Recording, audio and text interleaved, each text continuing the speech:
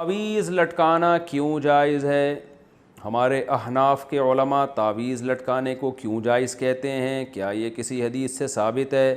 جبکہ دوسری طرف اہل حدیث علماء اس کو شرک کہتے ہیں، جو سب سے بڑا گناہ ہے۔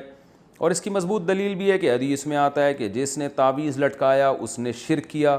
شمس الرحمن بنو سے جناب شمس الرحمن صاحب، اگر اہل حدیث علماء کہتے ہیں کہ تعویذ لٹکانا شرک ہے، تو جس حدیث سے وہ دلیل پکڑ رہے ہیں نا، اسی حدیث میں رقیہ کو بھی شرک کہا گیا ہے، یعنی دم کرنا۔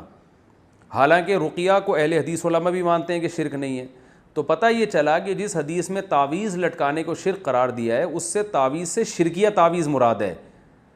وہ تعویذ جس میں قرآنی آیات ہوں یا دعائیں ہوں، وہ تعویذ حدیث میں داخل نہیں ہے، کیونکہ رقیہ بھی جیسے شرکیہ بھی ہوتا ہے اور جائز رقیہ، رقیہ کہتے ہیں دم کرنا، تو رقیہ بھی جائز بھی ہوتا ہے، شرکیہ رقیہ بھی ہوتا ہے۔ تو اسی طرح تعویذ بھی جائز بھی ہوتا ہے، شرکیہ بھی ہوتا ہے۔ تو اہل حدیث علماء جس حدیث سے استدلال کر کے ہر قسم کے تعویذ کو شرک کہہ رہے ہیں نا، اسی حدیث سے پھر تو ہر قسم کا دم درود بھی شرک ہو جائے گا، حالانکہ ایسا نہیں ہے۔ تو جیسے رقیہ کی دو قسمیں ہیں، اسی طرح تعویذ کی بھی دو قسمیں ہیں۔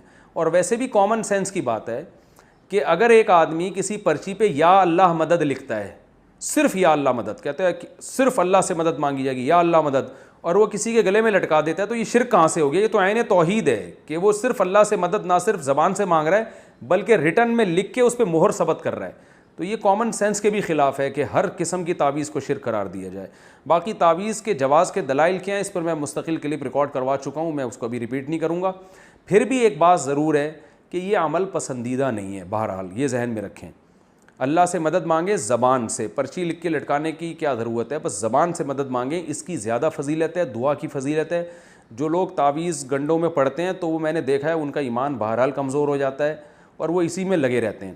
تو اس لیے ہمارے علماء بھی اس کی گنجائش دیتے ہیں کہ اگر لوگوں کو تعویذ نہ دیا جائے تو وہ خالصتاً پھر جاہل پیروں کے پاس جا کے شرکیہ تعویذ لینا شروع کر دیتے ہیں، ورنہ یہ عمل شریعت میں کوئی زیادہ پسندیدہ نہیں ہے۔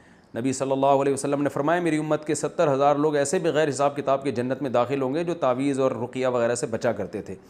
تو امام نووی رحمہ اللہ نے اس کی تشریح میں لکھا ہے کہ جو جائز تعویذ سے بھی بچتے ہیں وہ اس میں داخل ہیں۔ بہرحال تشریح میں حدیث کی اختلاف ہے۔ تو الحمدللہ میرا اپنا عمل یہ ہے کہ کیسی گھر میں بیماری آ جائے، کچھ بھی ہو جائے، میں الحمدللہ کبھی پرچی نہیں لٹکاتا، نہ بچوں کو میں نے کبھی تعویذ لٹکانے دیا ہے۔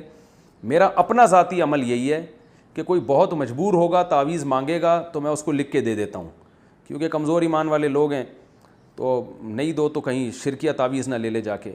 اپنا عمل یہ ہے کہ میرے جتنے بچے ہیں، میں خود بھی، گھر والے بھی، میں کبھی کسی کو تعویذ نہیں پہننے دیتا۔ اس کو میرے ہاں تو ایسا ہے جیسے یہ پتہ نہیں کتنا بڑا جرم کر لیا کہ بھائی ہم کیوں ان چکروں تعویذ گنڈوں میں پلیتوں ان چکروں میں کیوں پڑیں۔ کوئی میں کبھی دیکھتا ہوں بچے اپنے ننیال گئے کہیں، کوئی پرچی تعویذ لٹکا کے لے آیا، ادھر ہی میں ایسے پکڑ کے ایسے کھینچتا ہوں اس کو، بولتا ہوں کچھ بھی ہو جائے، بھلے جن چڑیل بھوت ہی آ جائے، اللہ نہ کرے بھوت بھی آ جائے گا پھر بھی تعویذ نہیں لٹکانا، جاؤ ایسی کی تیسی۔ ایسے انسان تمیز زندگی گزارے، کچھ نہیں ہوتا انشاءاللہ کوئی جن چڑیل بھوت، اور پھر جن چڑیل بھوت خود ہی اپنا راستہ تبدیل کر لیتے ہیں، آتے ہی نہیں۔ وہ دیکھتے ہیں ایسے لوگوں کو جو اس قسم کے کمزور ایمان ہوتا ہے نا، وہیں زیادہ آتے ہیں۔ تو ان چکروں میں نہ پڑیں۔ جو سنت عمل ہے، سورہ فلق، سورہ ناس، رات کو ہاتھ پہ دم کر کے اپنے اوپر پھیر لیا کریں، بچوں پہ پھیر لیا کریں۔ مشہور دعا ہے اعوذ بکلمات اللہ التامہ من کل شیطان وہامہ ومن کل عین لامہ، یہ دعائیں پڑھا کریں۔ بسم اللہ الذی لا یضر مع اسمہ شیء فی الارض ولا فی السماء وہو السمیع العلیم۔